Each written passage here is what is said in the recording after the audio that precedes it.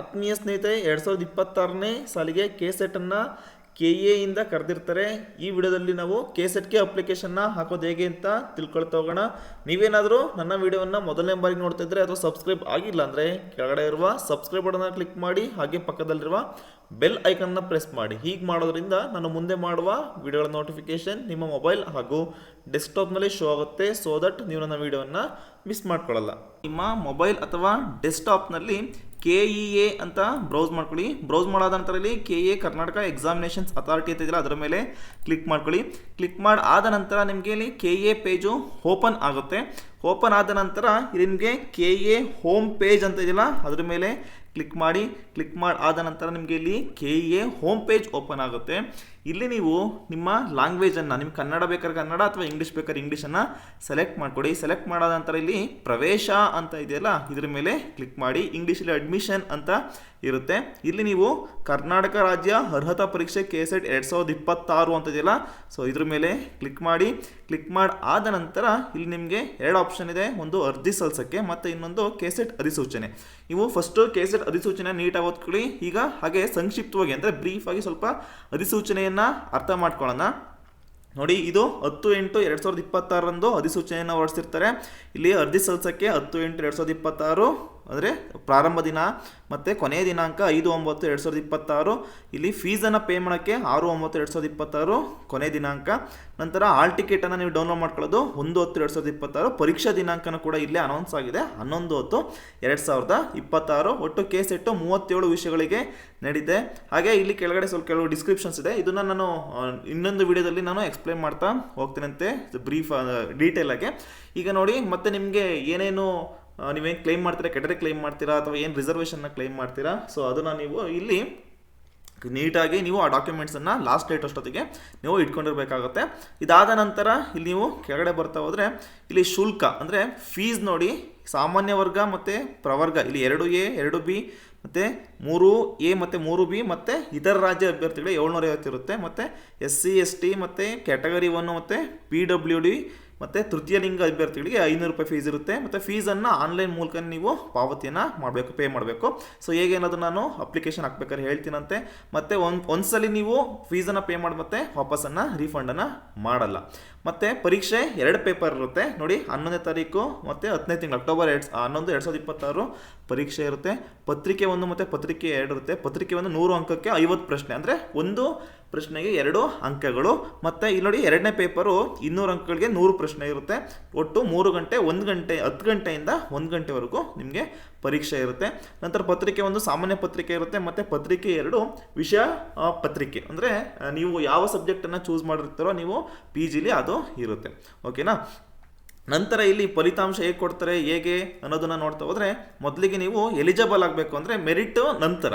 First ನೀವು eligible ಆಗಬೇಕು ಅಂದರೆ ಜನರಲ್ ಮೆರಿಟ್ ಅವರು 2 ಅಂದರೆ ಪೇಪರ್ 1 ಪೇಪರ್ 2 ಸೇರಿ 40% ಅಂತ ತೆಗೆದಿರಬೇಕು. ಅಂದರೆ ಇಲ್ಲಿ 100ಕ್ಕೆ 40 ಅಂದರೆ 300ಕ್ಕೆ 120 ನೀವು ತೆಗೆದಿರಲೇಬೇಕು. ಅದಾದ ನಂತರ ಮೆರಿಟನ್ನು ಕ್ಯಾಲ್ಕುಲೇಷನ್ ಮಾಡ್ತಾರೆ. ಇನ್ನು ಉಳಿದಂತೆ ಕೆಟಗರಿ ಅಂದರೆ ಜನರಲ್ ಮೆರಿಟ್ ಬಿಟ್ಟು ನೀವು ಉಳಿದವರು 35%, ಅಂದರೆ 300ಕ್ಕೆ 105 ತೆಗೆದಿರಲೇಬೇಕಾಗುತ್ತೆ. ಮತ್ತು ಹೇಗೆ ಮೆರಿಟನ್ನು ಕ್ಯಾಲ್ಕುಲೇಟ್ ಮಾಡ್ತಾರೆ ಅನ್ನೋದನ್ನು ನಾನು ಇನ್ನೊಂದು ವಿಡಿಯೋದಲ್ಲಿ ಡೀಟೇಲಾಗಿ ನಿಮಗೆ ಹೇಳ್ತಾ ಹೋಗ್ತೀನಿ. ಇಲ್ಲಿ ಫಾರ್ಮುಲಾ ಕೂಡ ಕೊಟ್ಟಿದ್ದಾರೆ. ಸೊ ಇನ್ನು ಕೆಳಗಡೆ ಬರ್ತಾ ಬಂದರೆ ಇಲ್ಲಿ ನೋಡಿ, ಒಟ್ಟು 37 ವಿಷಯಗಳಿಗೆ ನಡೀದ್ದು. ಕೆಳಗಡೆ ನೋಡ್ಬೋದು ನೀವು ಯಾವ ಯಾವ ವಿಷಯಗಳಿಗೆ ಇಲ್ಲಿ KSET ನಡೀತಿದೆ ಅಂತ ಇಲ್ಲಿದೆ. ಸೊ ಈ ವಿಷಯಗಳಿಗೆ ಮಾತ್ರ ನೀವು ಅಪ್ಲಿಕೇಶನ್ನ ಹಾಕೋಕ್ಕೆ ಆಗುತ್ತೆ. ಇನ್ನು ಬೇರೆ ಯಾವ್ದಾದ್ರು ಇದ್ರೆ ನಿಮ್ಮ ಅಂದರೆ ಇಲ್ಲಿಲ್ಲದೆ ಇರೋದಕ್ಕೆ ನೀವು ಅಪ್ಲಿಕೇಶನ್ನ ಹಾಕೋಕ್ಕೆ ಆಗೋದಿಲ್ಲ. ಸೊ ಇದಾದ ನಂತರ ಇಲ್ಲಿ ಕೆಳಗಡೆ ಕೆಲವೊಂದು ಡೀಟೇಲ್ಸ್ ಇದೆ, ಇದನ್ನು ನೀವು ಡೀಟೇಲಾಗಿ ಸಬ್ಜೆಕ್ಟಿಗೆ ಸಂಬಂಧವಾಗಿ ಇದನ್ನು ಓದ್ಕೋಬೇಕಾಗುತ್ತೆ. ಇದಾದ ನಂತರ ನಾನು ಇಲ್ಲಿ ಇಂಪಾರ್ಟೆಂಟ್ ಮಾತ್ರ ಹೇಳ್ತಾ ಇದ್ದೀನಿ, ಪರೀಕ್ಷಾ ಕೇಂದ್ರಗಳು ನೋಡಿ. ಸೊ ಅಪ್ಲಿಕೇಶನ್ ಹಾಕಬೇಕಾದ್ರೆ ನಾನು ಏನೇನು ಇಂಪಾರ್ಟೆಂಟ್ ಅದನ್ನು ಮಾತ್ರ ಇಲ್ಲಿ ಹೇಳ್ತಾ ಇದ್ದೀನಿ. ಪರೀಕ್ಷಾ ಕೇಂದ್ರಗಳು ಒಟ್ಟು ಇಲ್ಲಿ ನೋಡಿ 11 ಪರೀಕ್ಷಾ ಕೇಂದ್ರಗಳಿದೆ. ಇಲ್ಲಿ ಕೆಳಗಡೆ 18 ವಿಷಯಗಳು ಕೊಟ್ಟಿದ್ದಾರೆ. ಓಕೆ, ಭಾಗ ಎಲಿ 18 ವಿಷಯಗಳಿಗೆ ಇಲ್ಲಿ ಮೇಲ್ಗಡೆ 11 ಸೆಂಟರ್ಗಳು ಏನಿದೆ, ನೀವು ಯಾವ್ದಾರ ಒಂದು ಸೆಂಟ್ರನ್ನು ಚೂಸ್ ಮಾಡ್ಕೋಬೋದು. ಸೊ ಇಲ್ಲಿ ನೋಡ್ತಾ ಹೋಗ್ಬೋದು ನೀವು 18 ವಿಷಯಗಳು ಯಾವ್ದು ಅಂತ. ಮತ್ತು ಇಲ್ಲಿ ಭಾಗ B ಕೊಟ್ಟಿದ್ರಲ್ಲ, ಸೊ ಇಲ್ಲಿ ಕೆಳಗಡೆ 19 ವಿಷಯಗಳಿಗೆ ಇಲ್ಲಿ ಭಾಗ B ಇಲ್ಲಿ ಒಂದಷ್ಟು ಕೆಲವು ಸಬ್ಜೆಕ್ಟ್ಸ್ ಕೊಟ್ಟಿದ್ದಾರೆ. ಈ ಸಬ್ಜೆಕ್ಟ್ಸ್ಗೆ ನೀವು ಬೆಂಗಳೂರನ್ನು ಮಾತ್ರ ನೀವು ಇಲ್ಲಿ ಸೆಂಟರ್ನ ಚೂಸ್ ಮಾಡಬೇಕಾಗುತ್ತೆ. ಒಂದ್ಸಲ ನೀವು ಸೆಂಟರ್ನ ಚೂಸ್ ಮಾಡಿದ್ರೆ ಮತ್ತೆ ಅದನ್ನು ಚೇಂಜ್ ಮಾಡೋಕ್ಕೆ ಅವಕಾಶ ಇರಲ್ಲ. ಸೊ ಚೂಸ್ ಮಾಡಬೇಕಾದ್ರೆ ಅಪ್ಲಿಕೇಶನ್ ಹಾಕಬೇಕಾದ್ರೆ ನೋಡಿ ಚೂಸನ್ನು ಮಾಡಿ ಕೆಲವು ಟೈಮು ಸೊ ಸೆಂಟರ್ಗಳು ಚೇಂಜು ಆಗ್ಬೋದು, ಅಂದರೆ ಇಲ್ಲಿ ಆಡಳಿತಾತ್ಮಕ ಉದ್ದೇಶದಿಂದ. ಓಕೆ, ನಂತರ ಅರ್ಜಿಯನ್ನು ಆನ್ಲೈನಲ್ಲೇ ನೀವು ಸಲ್ಲಿಸಬೇಕಾಗುತ್ತೆ. ಇದಾದ ನಂತರ ನೀವು ಫೋಟೋ ಮತ್ತು ಸಿಗ್ನೇಚರ್ ಒಂದು ಲೆಫ್ಟ್ ಥಂಬ್ ಇಂಪ್ರೆಷನ್ನ ಫೋಟೋ ಹೊಡೆದು 50 KB ಒಳಗಡೆ ನೀವು ರೆಡಿ ಮಾಡಿ ಇಟ್ಕೊಂಡಿರಬೇಕು. ಇನ್ನು ಕೆಳಗಡೆ ಬರ್ತಾ ಹೋದರೆ ಲಾಸ್ಟಲ್ಲಿ ನೋಡಿ, ನಿಮಗೆ ಏನಾದರೂ ಡೌಟ್ಸ್ ಇದ್ದರೆ ಇಲ್ಲಿ ದೂರವಾಣಿ ಸಂಖ್ಯೆಯನ್ನು ಕೊಟ್ಟಿದ್ರೆ, ಸೊ ಮತ್ತು ಇಮೇಲ್ ಕೊಟ್ಟಿದ್ರೆ, ಮತ್ತು ವೆಬ್ಸೈಟು ಕೂಡ ಇದೆ. ನೀವು ಇಲ್ಲಿ KEAಗೆ ಸಂಪರ್ಕವನ್ನು ಮಾಡ್ಬೋದು. ಈಗ ಅಪ್ಲಿಕೇಶನ್ ಹಾಕೋದು ಹೇಗೆ ಅಂತ ನೋಡ್ತಾ ಹೋಗೋಣ. ಈಗ ರಿಟರ್ನ್ ಇಲ್ಲಿ ನೀವು ಮತ್ತೆ KEA KCET ಪೇಜ್ಗೆ ಬರ್ತಾ ಹೋದರೆ ಇಲ್ಲಿ ಕರ್ನಾಟಕ ರಾಜ್ಯ ಅರ್ಹತಾ ಪರೀಕ್ಷೆ KCET 2020 ಆನ್ಲೈನ್ ಅರ್ಜಿ ಲಿಂಕ್ ಅಂತ ಇದೆ. ಸೊ ಇದ್ರ ಮೇಲೆ ಕ್ಲಿಕ್ ಮಾಡಿ. ಕ್ಲಿಕ್ ಮಾಡಿ ಆದ ನಂತರ ನೀವು ಮೊದಲಿಗೆ ಇಲ್ಲಿ ಲಾಗಿನ್ ಪೇಜ್ ಓಪನ್ ಆಗುತ್ತೆ. ಲಾಗಿನ್ ಆಗೋಕ್ಕಿಂತ ಮುಂಚೆ ನೀವು ಫಸ್ಟ್ ರಿಜಿಸ್ಟರ್ ಆಗಬೇಕಾಗುತ್ತೆ. ಸೊ ಅಲ್ಲಿಗೆ ನ್ಯೂ ಯೂಸರ್, ಹೊಸ ಬಳಕೆದಾರ ಅಂತಿದೆಯಲ್ಲ, ಅದರ ಮೇಲೆ ಕ್ಲಿಕ್ ಮಾಡಿ. ಆದಮೇಲೆ ಈಗ ನಿಮಗೆ ಇಲ್ಲಿ documents for registration first register ಆಗೋಕ್ಕೆ ನಿಮಗೆ ಯಾವ್ಯಾವ ಡಾಕ್ಯುಮೆಂಟ್ ಬೇಕಂದರೆ ಇಲ್ಲಿ ನೋಡಿ, SLC ಅಥವಾ 10th ಡೀಟೇಲ್ಸ್ ಬೇಕಾಗುತ್ತೆ. ನಂತರ ಆಧಾರ್ ಮತ್ತು ಆಧಾರ್ OTP ಯಾವ ನಂಬರ್ಗೆ ಹೋಗುತ್ತೋ ಆ ಮೊಬೈಲನ್ನು ಇಟ್ಕೊಂಡಿರಿ. ನಂತರ ಫೋಟೋವನ್ನು 50 KB ಒಳಗಡೆ ರೆಡಿ ಮಾಡಿ ಇಟ್ಕೊಂಡಿರಬೇಕು. ಸಿಗ್ನೇಚರ್ ಕೂಡ 50 KB ಒಳಗಡೆ ರೆಡಿ ಮಾಡಿ ಇಟ್ಕೊಂಡಿರಬೇಕು. ಮತ್ತು ಇಲ್ಲಿ ಲೆಫ್ಟ್ ತಂಬ್ ಅಂದರೆ ನೀವು ಒಂದು ಲೆಫ್ಟ್ ತಂಬನ್ನು ಒಂದು ಪೇಪರ್ ಮೇಲೆ ಒತ್ತಿ ಅದನ್ನು ಫೋಟೋ ಹೊಡೆದು 50 KB ಒಳಗಡೆ ಅದನ್ನು ಫೋಟೋಗಳನ್ನು ರೆಡಿ ಮಾಡಿ ಇಟ್ಕೊಂಡಿರಿ. ಆದ್ಮೇಲೆ ಫಸ್ಟ್ ಸ್ಟೆಪ್ಪೇ ಇಲ್ಲಿ ನೀವು ಕೇಳುತ್ತೆ, have you completed SLC from KSEB government of Karnataka ಅಂತ. ಎಸ್ ಇದ್ದರೆ ಎಸ್ ಹಾಕಿ, ಇಲ್ಲ ಅಂದರೆ ನೋ ಹಾಕಿ. ನೋ ಹಾಕಿದ್ರೆ ನೀವು ಬೇರೆ ಯಾವ ಇಲ್ಲಿ ಬೋರ್ಡಲ್ಲಿ ಓದಿದ್ದೀರಾ ಅಂತ ಕೇಳುತ್ತೆ. ಸೊ ಎಸ್ ಹಾಕಿದ್ರೆ ಇಲ್ಲಿ ನೀವು ಮತ್ತೆ ನಿಮ್ಮ ರಿಜಿಸ್ಟ್ರೇಷನ್ ನಂಬರ್ ಹಾಕಬೇಕಾಗುತ್ತೆ. ನಂತರ ನೋ ಹಾಕಿದ್ರೆ ನೀವು ಬೋರ್ಡನ್ನು ಸೆಲೆಕ್ಟ್ ಮಾಡಿದ ನಂತರ ಸೊ ನಿಮ್ಮ SLC ಡೀಟೇಲ್ಸನ್ನು ಇಲ್ಲಿ ಕೊಡಬೇಕಾಗುತ್ತೆ. ಓಕೆ, ನಾನು ಇಲ್ಲಿ ಎಸ್ ಕೊಡ್ತೀನಂತೆ. ನಂತರ ಇಲ್ಲಿ ಎಸ್ ಯಾರು ಇಲ್ಲಿ KSEBಯಿಂದ ಮಾಡಿರ್ತಾರ ಅವರು ಇಲ್ಲಿ ರಿಜಿಸ್ಟ್ರೇಷನ್ ನಂಬರನ್ನು ಹಾಕಿ. ಇಲ್ಲಿ ಕರ್ನಾಟಕ ಸ್ಟೇಟ್ ಬೋರ್ಡ್ ಬಿಟ್ಟು ಬೇರೆ ಓದಿದರೆ ನೋ ಹಾಕಿ, ನೀವು ಬೇರೆ ಬೋರ್ಡಿನ ಡೀಟೇಲ್ಸನ್ನು ಹಾಕಿ. ನಂತರ ಇಲ್ಲಿ ವೆರಿಫೈ ಮೇಲೆ ಕ್ಲಿಕ್ ಮಾಡಿ. ವೆರಿಫೈ ಮೇಲೆ ಕ್ಲಿಕ್ ಮಾಡಿ ಆದ ನಂತರ ಸಕ್ಸಸ್ ಅಂತ ಬರುತ್ತೆ. ಸೊ ಇಲ್ಲಿ ಕೆಳಗಡೆ ಸ್ಕ್ರಾಲ್ ಮಾಡ್ತಾ ಬಂದರೆ ನೀವು ಇಲ್ಲಿ ಗಮನಿಸ್ಬೋದು, ಏನು ನಿಮ್ಮ ಹೆಸರು ಮತ್ತು ಜನ್ಮ ದಿನಾಂಕ, ಜೆಂಡರು, ತಂದೆ ಹೆಸರು, ತಾಯಿ ಹೆಸರು ಆಟೋಮೆಟಿಕ್ಕಾಗಿ SLC ನಂಬರ್ ಹಾಕಿ ಮತ್ತು ಇಲ್ಲಿ SLC ನಂಬರನ್ನು ಹಾಕಿ ವೆರಿಫೈ ಕೊಟ್ಟಿದ ತಕ್ಷಣ ಇಲ್ಲಿ ಫೆಚ್ ಆಗುತ್ತೆ. ನಂತರ ಇಲ್ಲಿ ನೋಡಿ, I voluntarily consent to share my Aadhaar number and authenticate my identity via UIDAIS secure portal ಅಂತ ಇದೆ. ಸೊ ಇದನ್ನು ಕ್ಲಿಕ್ ಮಾಡಿ ನಂತರ ಆಧಾರ್ ಥ್ರೂ ನೀವು ರಿಜಿಸ್ಟರ್ ಆಗಬೇಕಾಗುತ್ತೆ. ರಿಜಿಸ್ಟರ್ ಥ್ರೂ ಆಧಾರ್ ಅಂತ ಇದೆಯಲ್ಲ ಅದ್ರ ಮೇಲೆ ಕ್ಲಿಕ್ ಮಾಡಿ. ಕ್ಲಿಕ್ ಮಾಡಿ ಆದ ನಂತರ ಅಗೇನ್ ಇಲ್ಲೊಂದು ಕನ್ಸೆಂಟನ್ನು ಕೊಡಬೇಕಾಗುತ್ತೆ. ಕನ್ಸೆಂಟನ್ನು ಕೊಟ್ಟು ಪ್ರೊಸೀಡ್ ಮೇಲೆ ಇದನ್ನು ಓದ್ಕೊಂಡು ಪ್ರೊಸೀಡ್ ಮೇಲೆ ಕ್ಲಿಕ್ ಮಾಡಿ. ಪ್ರೊಸೀಡ್ ಮೇಲೆ ಕ್ಲಿಕ್ ಮಾಡಿ ಆದ ನಂತರ ಇಲ್ಲಿ ನೀವು ನಿಮ್ಮ ಆಧಾರ್ ಸಂಖ್ಯೆಯನ್ನು ಹಾಕಬೇಕಾಗುತ್ತೆ. ನಿಮ್ಮ ಆಧಾರ್ ಸಂಖ್ಯೆಯನ್ನು ಇಲ್ಲಿ ಎಂಟರ್ ಮಾಡಿ. ಆಧಾರ್ ಸಂಖ್ಯೆಯನ್ನು ಎಂಟರ್ ಮಾಡಿದ ನಂತರ ಇಲ್ಲಿ ಚೆಕ್ ಬಾಕ್ಸ್ ಮೇಲೆ ಕ್ಲಿಕ್ ಮಾಡಿ ನಂತರ ಕೆಳಗಡೆ ಸ್ಕ್ರಾಲ್ ಮಾಡ್ತಾ ಬಂದರೆ OTP ಅಂತ ಇದೆಯಲ್ಲ ಅದರ ಮೇಲೆ ಕ್ಲಿಕ್ ಮಾಡಿಕೊಂಡು ನಂತರ ಅಗೈನ್ ಸ್ಕ್ರಾಲ್ ಮಾಡಿ ಜನರೇಟ್ OTP ಅಂತ ಇದೆಯಲ್ಲ ಅದರ ಮೇಲೆ ಕ್ಲಿಕ್ ಮಾಡಿ. ಜನರೇಟ್ OTP ಮೇಲೆ ಕ್ಲಿಕ್ ಮಾಡಾದ ನಂತರ ಆಧಾರ್ ರಿಜಿಸ್ಟರ್ಡ್ ಮೊಬೈಲ್ ನಂಬರ್ಗೆ OTP ಹೋಗುತ್ತೆ. OTPಯನ್ನು ನೀವು ಇಲ್ಲಿ ಎಂಟರ್ ಮಾಡ್ಕೊಳ್ಳಿ. OTPಯನ್ನು ಎಂಟರ್ ಮಾಡಿದ ನಂತರ ಸಬ್ಮಿಟ್ ಮೇಲೆ ಕ್ಲಿಕ್ ಮಾಡ್ಕೊಳ್ಳಿ. ಸಬ್ಮಿಟ್ ಮೇಲೆ ಕ್ಲಿಕ್ ಮಾಡಿದ್ಮೇಲೆ ಸೊ ಪ್ರೊಸೆಸ್ ಆಗಿ ಟೈಮ್ ತಗೊಳುತ್ತೆ. ಮತ್ತು ಅಗೈನ್ ಇಲ್ಲಿ SLC ಅಂದರೆ SLC ನಂಬರ್ ಆಗಿರುತ್ತಲ್ಲ ಆ ಪೇಜ್ಗೆ ವಾಪಸ್ ಬರುತ್ತೆ. ಸ್ಕ್ರಾಲ್ ಮಾಡ್ತಾ ಬನ್ನಿ. ಈಗ ನೀವು ಇಲ್ಲಿ ಸ್ಕ್ರಾಲ್ ಮಾಡ್ತಾ ಬಂದರೆ ಇಲ್ಲಿ ನಿಮಗೆ SLC ಡೀಟೇಲ್ಸ್ ಜೊತೆಗೆ ನೀವು ಕೆಲವೊಂದು ಡೀಟೇಲ್ಸನ್ನು ಈಗ ಎಂಟರ್ ಮಾಡಬೇಕಾಗುತ್ತೆ. ಇಲ್ಲಿ ನಿಮ್ಮ ಕ್ವಾಲಿಫಿಕೇಷನ್ ಎಂಟರ್ ಮಾಡಿ. PG ಡಿಗ್ರಿ ಒಂದೇ ಇರೋದು, ಯಾಕಂದರೆ ನೀವು KCETನ್ನು PG ಡಿಗ್ರಿ ಮೇಲೆ ಹಾಕಬೇಕಾಗುತ್ತೆ. ನಂತರ ಇಲ್ಲಿ ನ್ಯಾಷನಾಲಿಟಿ ಇಲ್ಲಿ ಇಂಡಿಯನ್. ಇನ್ನೂ ಒಂದು ಇಂಪಾರ್ಟೆಂಟು PG ಡಿಗ್ರಿ. ಇಲ್ಲಿ KCETಗೆ ಅಪ್ಲಿಕೇಶನ್ ಯಾರು ಹಾಕ್ಬೋದು ಅಂದರೆ ಸೆಕೆಂಡ್ ಇಯರ್ PG ಅಂದರೆ ಮಾಸ್ಟರ್ ಡಿಗ್ರಿ ಯಾರು ಸೆಕೆಂಡ್ ಇಯರ್ ಮಾಡ್ತಾ ಇರ್ತೀರಾ ಮತ್ತು ಕಂಪ್ಲೀಟ್ ಆಗಿರೋರು ಮಾತ್ರ ಹಾಕ್ಬೋದು. ಫಸ್ಟ್ ಇಯರ್ಗೆ ಅವಕಾಶ ಇಲ್ಲ. ನಂತರ ಈಗ ನೀವು ಪ್ರೆಸೆಂಟಾಗಿ ನಿಮ್ಮ ಇಮೇಲ್ ಯಾವುದು ವರ್ಕ್ ಆಗ್ತದೆ ಆ್ಯಕ್ಟಿವ್ ಆಗಿರೋ ಇಮೇಲನ್ನು ಇಲ್ಲಿ ನೀವು ಕೊಡಿ. ಇಮೇಲನ್ನು ಎಂಟರ್ ಮಾಡಿದ ನಂತರ ಸೆಂಡ್ OTP ಮೇಲೆ ಕ್ಲಿಕ್ ಮಾಡ್ಕೊಳ್ಳಿ. OTP ಮೇಲೆ ಕ್ಲಿಕ್ ಮಾಡಿದ ನಂತರ ನಿಮಗೆ ಇಲ್ಲಿ ನಿಮ್ಮ ಯಾವ ಇಮೇಲನ್ನು ಕೊಟ್ಟಿರ್ತೀರಾ ಆ ಇಮೇಲ್ಗೆ OTP ಹೋಗುತ್ತೆ. OTPಯನ್ನು ನೀವು ಈಗ ಎಂಟರ್ ಮಾಡ್ಕೊಳ್ಳಿ. ಈಗ ಇಲ್ಲಿ ನಿಮ್ಮ ಇಮೇಲ್ OTPಯನ್ನು ಎಂಟರ್ ಮಾಡ್ಕೊಳ್ಳಿ. ಇಮೇಲ್ OTPಯನ್ನು ಎಂಟರ್ ಮಾಡಿದ ನಂತರ ಇಲ್ಲಿ ವೆರಿಫೈ ಮೇಲೆ ಕ್ಲಿಕ್ ಮಾಡಿ. ಸ್ವಲ್ಪ ವೆಯ್ಟ್ ಮಾಡಿ. ಈಗ ಇಮೇಲ್ ವೆರಿಫೈಡ್ ಸಕ್ಸಸ್ಫುಲಿ ಅಂತ ಬರುತ್ತೆ. ಓಕೆ ಮೇಲೆ ಕ್ಲಿಕ್ ಮಾಡಿ. ಅಗೈನ್ ಸ್ಕ್ರಾಲ್ ಮಾಡಿ. ಇಲ್ಲಿ ನೋಡಿ, ಇಲ್ಲಿ ತೋರಿಸುತ್ತೆ ಇಮೇಲ್ ವೆರಿಫೈಡ್ ಸಕ್ಸಸ್ಫುಲಿ ಅಂತ. ಆದ ನಂತರ ಇಲ್ಲಿ ಮೊಬೈಲ್ಗೆ OTP ಅಂದರೆ ಆ್ಯಕ್ಟಿವ್ ಆಗಿರೋ ಮೊಬೈಲ್ ನಂಬರನ್ನು ಕೂಡ ಈಗ ಎಂಟರ್ ಮಾಡ್ಕೊಳ್ಳಿ. ಮೊಬೈಲ್ ನಂಬರ್ ಎಂಟರ್ ಮಾಡಿದ ನಂತರ ಸೆಂಡ್ OTP ಮೇಲೆ ಕ್ಲಿಕ್ ಮಾಡಿ. ಕ್ಲಿಕ್ ಮಾಡಿ ಆದ ನಂತರ ಈಗ ನೀವು ಯಾವ ಮೊಬೈಲ್ ನಂಬರ್ನ ಕೊಟ್ಟಿದ್ದೀರಾ ಆ ಮೊಬೈಲ್ ನಂಬರ್ಗೆ OTP ಹೋಗಿರುತ್ತೆ. OTPಯನ್ನು ಈಗ ನೀವು ಎಂಟರ್ ಮಾಡ್ಕೊಳ್ಳಿ. ನೋಡಿ OTP sent your mobile number ಅಂತ ಬರುತ್ತೆ. ಓಕೆ ಮೇಲೆ ಕ್ಲಿಕ್ ಮಾಡಿ.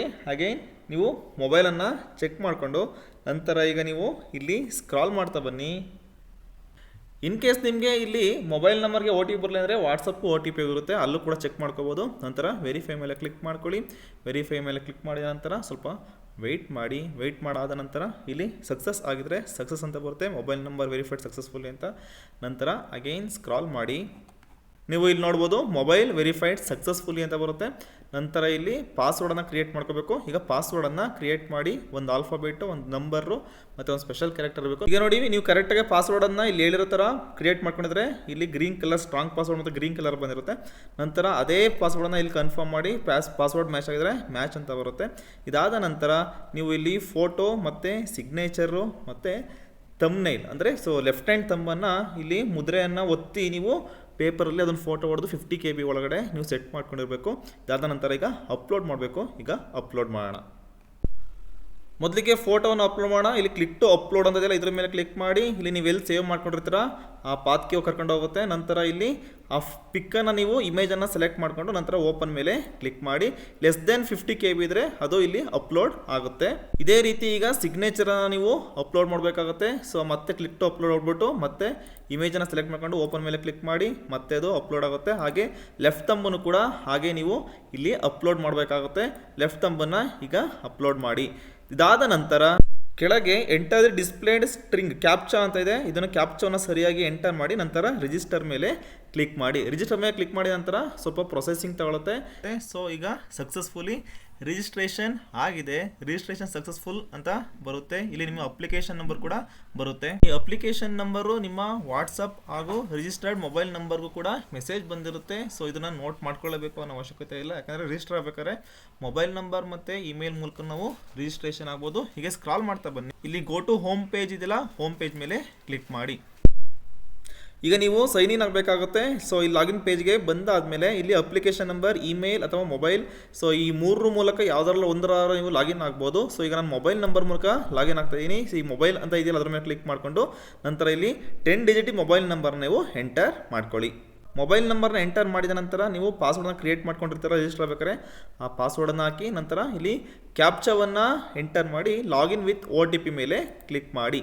ಲಾಗಿನ್ ವಿತ್ OTP ಮೇಲೆ ಕ್ಲಿಕ್ ಮಾಡಿದ ನಂತರ ಈಗ ಇಲ್ಲಿ ಮೊಬೈಲ್, ಇಮೇಲ್ ಆರ್ ವಾಟ್ಸಪ್ ಈ ಮೂರು ಆಪ್ಷನ್ ಕೇಳುತ್ತೆ. ಈ ಮೂರರಲ್ಲಿ ನಿಮಗೆ OTP ಎಲ್ಲಿಗೆ ಬರಬೇಕು ಅದನ್ನು ಸೆಲೆಕ್ಟ್ ಮಾಡ್ಕೊಳ್ಳಿ. ಸೆಲೆಕ್ಟ್ ಆದ ನಂತರ ಸೆಂಡ್ OTP ಮೇಲೆ ಕ್ಲಿಕ್ ಮಾಡ್ಕೊಳ್ಳಿ. ನೀವು ಯಾವ ಮೋಡನ್ನು ಸೆಲೆಕ್ಟ್ ಮಾಡಿರ್ತೀರಾ ಅಲ್ಲಿಗೆ OTP ಹೋಗಿರುತ್ತೆ. OTPಯನ್ನು ಈಗ ಎಂಟರ್ ಮಾಡ್ಕೊಳ್ಳಿ. OTPಯನ್ನು ಈಗ ನೀವು ಸರಿಯಾಗಿ ನೋಡಿ ಎಂಟರ್ ಮಾಡಿ, ಇಲ್ಲಾಂದರೆ ಫೇಲ್ ಆಗುತ್ತೆ. ನಂತರ ಇಲ್ಲಿ ಎಂಟರ್ ಮಾಡಿದಂಥ ವೆರಿಫೈ OTP ಮೇಲೆ ಕ್ಲಿಕ್ ಮಾಡಿ. ವೆರಿಫೈ OTP ಮೇಲೆ ಕ್ಲಿಕ್ ಮಾಡಿದರೆ ವೆರಿಫೈಡ್ ಆಗುತ್ತೆ. ಅರ್ಜಿ ಸಲ್ಲಿಸಲು ಬೇಕಾಗುವ ದಾಖಲೆಗಳು UG ಡೀಟೇಲ್ಸು, ನಿಮ್ಮ ಕಾಲೇಜ್ ಯಾವುದು, ಯೂನಿವರ್ಸಿಟಿ ಯಾವುದು, ಮ್ಯಾಕ್ಸಿಮಮ್ ಮಾರ್ಕ್ಸು ಮತ್ತು ರಿಜಿಸ್ಟರ್ ನಂಬರು ಮತ್ತು ಇಲ್ಲಿ ನೀವು ಒಬ್ಟೈನ್ಡ್ ಮಾರ್ಕ್ಸ್ ಗೊತ್ತಿರಬೇಕು. ಅದು ಲಾಸ್ಟ್ ಟೈಮ್ ಮಾರ್ಕ್ಸ್ಗಳಿರುತ್ತಲ್ಲ ಅದನ್ನು ನೀವು ತಗೊಳ್ಳಿ. ಓಕೆ. ಮತ್ತು PG ಡೀಟೇಲ್ಸು ಅದರಲ್ಲೂ ಕೂಡ ನಿಮ್ಮ ರಿಜಿಸ್ಟರ್ ನಂಬರು, ಕಾಲೇಜು ಮತ್ತು ಯೂನಿವರ್ಸಿಟಿ, ಮ್ಯಾಕ್ಸಿಮಮ್ ಮಾರ್ಕ್ಸು ಮತ್ತು ಒಬ್ಟೈನ್ಡ್ ಮಾರ್ಕ್ಸು. ಓಕೆ. ನಂತರ ನಿಮ್ಮ ಅಡ್ರೆಸ್ ಇರಬೇಕು ಮತ್ತು ಇನ್ಕಮ್ ಮತ್ತು ಕ್ಯಾಸ್ಟ್ ಸರ್ಟಿಫಿಕೇಟು. ನೀವು ಏನಾದ್ರು ಕ್ಲೈಮ್ ಮಾಡ್ತಿದ್ರೆ ನೀವು ಕ್ಯಾಸ್ಟನ್ನು ಅಥವಾ ಕ್ಯಾಟಗರಿಯನ್ನು ಅದನ್ನು ನೀವು ಇನ್ಕಮ್ ಮತ್ತು ಕ್ಯಾಸ್ಟ್ ಇರಬೇಕಾಗುತ್ತೆ. ನಂತರ ಇಲ್ಲಿ ಅದರ್ ಕ್ಲೈಮ್ ರಿಸರ್ವೇಷನ್ ಏನಾದರೂ ಇದ್ದರೆ ಅಂದರೆ ಕನ್ನಡ ಮೀಡಿಯಮು, ರೂರಲ್ಲು ಮತ್ತು PH ಯಾವ್ದಾದ್ರು ಇದ್ದರೆ ಅದು, ಮತ್ತು ಫೀಸು ನಿಮ್ಮ ಕ್ಯಾಟಗರಿಗೆ ಎಷ್ಟು ಫೀಸ್ ಇದೆ ಅಷ್ಟು ಫೀಸನ್ನು ನೀವು ರೆಡಿ ಮಾಡಿ ಇಟ್ಕೊಂಡಿರಿ. ನಿಮ್ಮ KSET 2026 ನಿಮ್ಮ ಅಪ್ಲಿಕೇಶನ್ ಇಲ್ಲಿ ಓಪನ್ ಆಗುತ್ತೆ. ಅಪ್ಲಿಕೇಶನ್ ಓಪನ್ ಅಂತಾರೆ ಜನರಲ್ ಇನ್ಫಾರ್ಮೇಷನಲ್ಲಿ application number, mobile number, candidate name ಮತ್ತು ಇಮೇಲ್ ಮತ್ತು ಇಲ್ಲಿ ಫಾದರ್ ಮತ್ತು ಮದರ್ ನೇಮ್ ಡಿಫಾಲ್ಟಾಗಿ ಬಂದುಬಿಟ್ಟಿರುತ್ತೆ. ನಂತರ ಇಲ್ಲಿ ನೀವು ಅಡ್ರೆಸ್ಸನ್ನು ಎಂಟರ್ ಮಾಡ್ಕೊಳ್ಳಿ. ಅಡ್ರೆಸ್ಸನ್ನು ಇಲ್ಲಿ ಎಂಟರ್ ಮಾಡಿದ ನಂತರ ಸ್ಕ್ರಾಲ್ ಮಾಡ್ತಾ ಬನ್ನಿ. ಸ್ಕ್ರಾಲ್ ಮಾಡಿದ ನಂತರ ಇಲ್ಲಿ ನೀವು ಪಿನ್ ಕೋಡ್ ಮತ್ತು ಸ್ಟೇಟು ಮತ್ತು ಡಿಸ್ಟಿಕ್ಕು, ತಾಲೂಕನ್ನು ನೀವು ಇಲ್ಲಿ ಸೆಲೆಕ್ಟ್ ಮಾಡ್ಕೋಬೇಕು. ಇಲ್ಲಿ ಪಿನ್ ಕೋಡನ್ನು ಫಸ್ಟು ಎಂಟರ್ ಮಾಡಿ. ಈಗ ಪಿನ್ ಕೋಡು, ಸ್ಟೇಟು, ಡಿಸ್ಟಿಕ್ಕು ಮತ್ತು ತಾಲೂಕನ್ನು ಎಲ್ಲ ಹಾಕಿದ ನಂತರ ಇಲ್ಲಿ ರಿಲಿಜನನ್ನು ಸೆಲೆಕ್ಟ್ ಮಾಡ್ಕೊಳ್ಳಿ. ನಂತರ ಮಾತೃಭಾಷೆಯನ್ನು ನೀವು ಇಲ್ಲಿ ಸೆಲೆಕ್ಟ್ ಮಾಡಿದ ನಂತರ ಇಲ್ಲಿ ಮ್ಯಾರಿಟಲ್ ಸ್ಟೇಟಸನ್ನು ಇಲ್ಲಿ ಸೆಲೆಕ್ಟ್ ಮಾಡಿ ನಂತರ ಇಲ್ಲಿ ಸೇವ್ ಜನರಲ್ ಡೀಟೇಲ್ಸ್ ಅಂತ ಅದರ ಮೇಲೆ ಕ್ಲಿಕ್ ಮಾಡಾದ ನಂತರ ಇಲ್ಲಿ ಕನ್ಫರ್ಮೇಷನ್ ಕೇಳುತ್ತೆ. ಸೊ ಎಸ್ ಸೇವ್ ಮೇಲೆ ಕ್ಲಿಕ್ ಮಾಡಿ ಆದ ನಂತರ ಇದು ಸೇವ್ ಆಗುತ್ತೆ. ಅಲ್ಲಿವರೆಗೂ ವೆಯ್ಟ್ ಮಾಡಿ. ಸೇವ್ ಆದ ನಂತರ ಜನರಲ್ ಡೀಟೇಲ್ಸ್ ಸಕ್ಸಸ್ ಅಂತ ಬರುತ್ತೆ. ಈಗ ಜನರಲ್ ಡೀಟೇಲ್ಸ್ ಸೇವ್ಡ್ ಸಕ್ಸಸ್ಫುಲಿ ಅಂತ ಇಲ್ಲಿ ಬಂದಾದ ನಂತರ ಸ್ಕ್ರಾಲ್ ಮಾಡಾದ ನಂತರ ಇಲ್ಲಿ ನೆಕ್ಸ್ಟ್ ಮೇಲೆ ಕ್ಲಿಕ್ ಮಾಡ್ಕೊಳ್ಳಿ. ನೆಕ್ಸ್ಟ್ ಮೇಲೆ ಕ್ಲಿಕ್ ಮಾಡಾದ ನಂತರ ನೆಕ್ಸ್ಟು ಇಲ್ಲಿ ರಿಸರ್ವೇಷನ್ ಕ್ಲೈಮ್ಸನ್ನು ನಾವು ಮಾಡಬೇಕಾಗತ್ತೆ. ಇಲ್ಲಿ ರಿಸರ್ವೇಷನ್ ಕ್ಲೈಮ್ಸಲ್ಲಿ ಫಸ್ಟು ಕೆಟಗರಿ ರಿಸರ್ವೇಷನ್ ನೀವು ಹಾಕಬೇಕಾಗುತ್ತೆ. ಇಲ್ಲಿ ನೀವು GM ಹೊರತುಪಡಿಸಿ ಬೇರೆ ವರ್ಗವನ್ನು ಕ್ಲೈಮ್ ಮಾಡಲು ಬಯಸುವಿರಾ ಅಂತ ಕೇಳಿದ್ರೆ, ಅಂದರೆ GM ಬಿಟ್ಬಿಟ್ಟು ನೀವು ಬೇರೆ ಯಾವ್ದಾದ್ರು ಕೆಟಗರಿನ ಕ್ಲೈಮ್ ಮಾಡ್ತಿದ್ರೆ ಎಸ್ ಹಾಕಿ.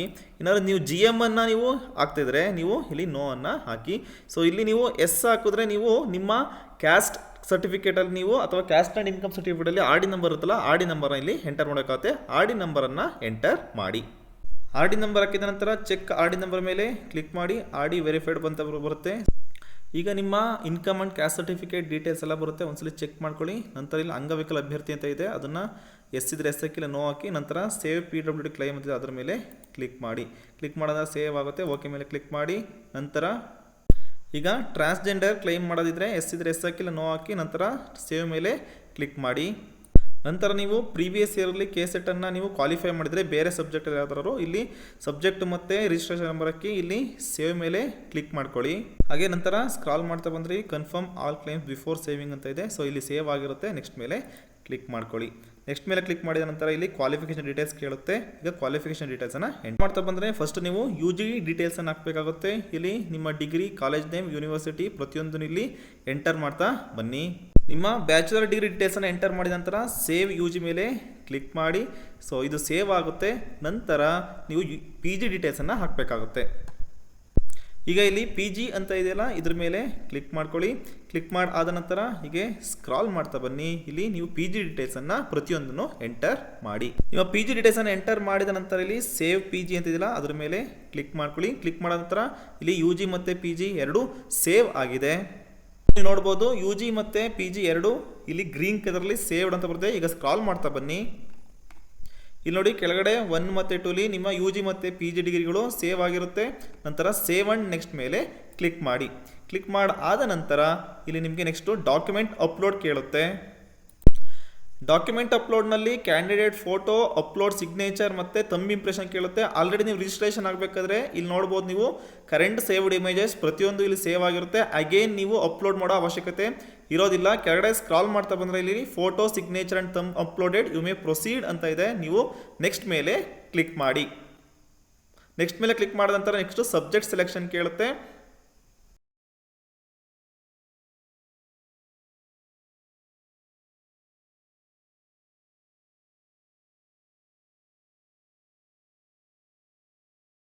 ಇಲ್ಲಿ ನೋಡಿ ಸೇವ್ ಆಗಿದ್ರೆ ಇಲ್ಲಿ ಗ್ರೀನ್ ಟಿಕ್ ಬಂದಿರುತ್ತೆ. ನಂತರ ಇಲ್ಲೂ ಕೂಡ ನಿಮಗೆ ಶೋ ಆಗುತ್ತೆ. ನಂತರ ಮುಂದುವರಿಸಿ ನೆಕ್ಸ್ಟ್ ಪೇಜ್ ಮೇಲೆ ಕ್ಲಿಕ್ ಮಾಡಿ. ನೆಕ್ಸ್ಟ್ ಪೇಜಲ್ಲಿ ಕ್ಲಿಕ್ ಮಾಡಿದ ನಂತರ ಡಿಕ್ಲರೇಷನ್ ಇರುತ್ತೆ. ಸೊ ಇಲ್ಲಿ ನೀವು ಡಿಕ್ಲರೇಷನ್ನ ಒಂದ್ಸಲಿ ಸರಿಯಾಗಿ ಓದ್ಕೊಳ್ಳಿ. ನಂತರ ನೀವು ನಿಮ್ಮ ಅಪ್ಲಿಕೇಶನ್ನ ಇನ್ನೊಂದ್ಸಲಿ ಚೆಕ್ ಮಾಡ್ಕೋಬೇಕಾಗುತ್ತೆ. ಡ್ರಾಫ್ಟ್ ಪ್ರಿಂಟ್ ಅಪ್ಲಿಕೇಶನ್ ಅಂತ ಇದೆ, ಅದ್ರ ಮೇಲೆ ಕ್ಲಿಕ್ ಮಾಡಿ. ಎಸ್ ಡೌನ್ಲೋಡ್ PDF ಮೇಲೆ ಕ್ಲಿಕ್ ಮಾಡಿ. ಇದು ಡೌನ್ಲೋಡ್ ಆಗುತ್ತೆ. ನಂತರ ನಿಮ್ಮ ಫೈಲ್ ಮ್ಯಾನೇಜರ್ ಹೋಗ್ಬಿಟ್ಟು ಅದನ್ನು ಒಂದ್ಸಲಿ ಚೆಕ್ ಮಾಡಿಕೊಂಡು ನಂತರ ಇಲ್ಲಿ ನೀವು ಪ್ರೊಸೀಡನ್ನು ಮಾಡಿ. ಸರಿ ಇದ್ದರೆ ಓಕೆ, ಇಲ್ಲ ಅಂದರೆ ಮತ್ತೆ ಎಡಿಟ್ ಮಾಡಿ ನಂತರ ಮತ್ತೆ ಇಲ್ಲಿ ನೀವು ಪ್ರೊಸೀಡ್ ಮಾಡ್ಬೋದು. ಇಲ್ಲಿ ನೋಡಿ ಒಂದ್ಸಲಿ ನೀವು ಕನ್ಫರ್ಮೇಷನ್ ಕೊಟ್ಟ ಮೇಲೆ ಮತ್ತೆ ಎಡಿಟ್ ಮಾಡೋಕ್ಕೆ ಅವಕಾಶ ಇರೋದಿಲ್ಲ. ಇದಾದ ನಂತರ ಚೆಕ್ ಬಾಕ್ಸ್ ಮೇಲೆ ಕ್ಲಿಕ್ ಮಾಡಿಕೊಂಡು ನಂತರ ಅಕ್ಸೆಪ್ಟ್ ಆ್ಯಂಡ್ ಸಬ್ಮಿಟ್ ಡಿಕ್ಲರೇಷನ್ ಅಂತ ಇದೆ. So are you sure you want to submit this declaration ಅಂತ ಕೇಳಿದೆ. ಎಸ್ ಐ ಕನ್ಫರ್ಮ್ ಮೇಲೆ ಕ್ಲಿಕ್ ಮಾಡಿ. ಡಿಕ್ಲರೇಷನ್ ಸಬ್ಮಿಟೆಡ್ ಅಂತ ಕೇಳುತ್ತೆ. ನಂತರ ಓಕೆ ಮೇಲೆ ಕ್ಲಿಕ್ ಮಾಡಿ. ಈಗ 7ನೇದು ಪೇಮೆಂಟ್ ಡೀಟೇಲ್ಸ್ಗೆ ಬರುತ್ತೆ. ಇಲ್ಲಿ ನಿಮ್ಮ ಕ್ಯಾಂಡಿಡೇಟ್ ನೇಮ್ ಪ್ರತಿಯೊಂದನ್ನು ಚೆಕ್ ಮಾಡ್ಕೊಳ್ಳಿ. ಸೊ ಅಮೌಂಟ್ ಕೂಡ ತೋರಿಸುತ್ತೆ. ಈಗ ಸ್ಕ್ರಾಲ್ ಮಾಡ್ತಾ ಬಂದರೆ ಇಲ್ಲಿ ಕ್ಲಿಕ್ ಟು ಮೇಕ್ ಪೇಮೆಂಟ್ ಇದೆ. ಕ್ಲಿಕ್ ಟು ಮೇಕ್ ಪೇಮೆಂಟ್ ಮೇಲೆ ಕ್ಲಿಕ್ ಮಾಡಿ. ಕ್ಲಿಕ್ ಟು ಮೇಕ್ ಪೇಮೆಂಟ್ ಮೇಲೆ ಕ್ಲಿಕ್ ಮಾಡಿದ ನಂತರ ಇಲ್ಲಿ ಕನ್ಫರ್ಮೇಷನ್ ಕೊಡುತ್ತೆ. ಎಸ್ ಪೇನೋ ಮೇಲೆ ಕ್ಲಿಕ್ ಮಾಡಿ. ಇದು ನಿಮಗೆ ಈಗ ಪೇಮೆಂಟ್ ಗೇಟ್ವೇಗೆ ಕರ್ಕೊಂಡು ಹೋಗುತ್ತೆ. ಇಲ್ಲಿ QR ಕೋಡ್ ಕೂಡ ಇಲ್ಲಿ ಶೋ ಆಗುತ್ತೆ. ಶೋ QR ಕೋಡ್ ಮೇಲೆ ಕ್ಲಿಕ್ ಮಾಡಿ. ಕ್ಲಿಕ್ ಆದ ನಂತರ ಯಾವ್ದಾರ UPI ಆ್ಯಪ್ಸನ್ನು ಬಳಸಿ ನೀವು ಇಲ್ಲಿ ಪೇಮೆಂಟನ್ನು ಮಾಡಿ. ಪೇಮೆಂಟ್ ಸಕ್ಸಸ್ ಆದ ನಂತರ ಇಲ್ಲಿ ಪೇಮೆಂಟ್ಸ್ ಇದೆಯಲ್ಲ ಇದು ಗ್ರೀನ್ ಟಿಕ್ ಬರುತ್ತೆ. ಇದಾದ ನಂತರ ಅಪ್ಲಿಕೇಶನ್ ಪ್ರಿಂಟ್ ಓಪನ್ ಆಗುತ್ತೆ. ನೀವು ಅಪ್ಲಿಕೇಶನ್ನ ನೀವು ಡೌನ್ಲೋಡ್ ಮಾಡ್ಕೊಂಡು ಅದನ್ನು ಒಂದು ಕಾಪಿನ ಇಟ್ಕೋಬೋದು. ಈ ವಿಡಿಯೋದಲ್ಲಿ ನಾವು KSET ಅಪ್ಲಿಕೇಶನ್ನ ಹಾಕೋದು ಹೇಗೆ ಅಂತ ನಾವು ತಿಳ್ಕೊಂಡಿದ್ದೀವಿ. ಈ ವಿಡಿಯೋ ಇಷ್ಟ ಆಗಿದ್ರೆ ಲೈಕ್ ಮಾಡಿ, ಶೇರ್ ಮಾಡಿ ಮತ್ತು ಸಬ್ಸ್ಕ್ರೈಬ್ ಮಾಡಿ. ಮುಂದೆ ಈ ವಿಡಿಯೋದ ಬಗ್ಗೆ ಏನೇ ಕಮೆಂಟ್ಸ್ ಇದ್ದರೂ ಕಮೆಂಟ್ ಬಾಕ್ಸಲ್ಲಿ ಕಮೆಂಟ್ ಹಾಕಿ, ನಾನು ಅದ್ರ ಬಗ್ಗೆ ನಾನು ವಿಡಿಯೋಗಳನ್ನು ಮಾಡ್ತೀನಿ. Thank you.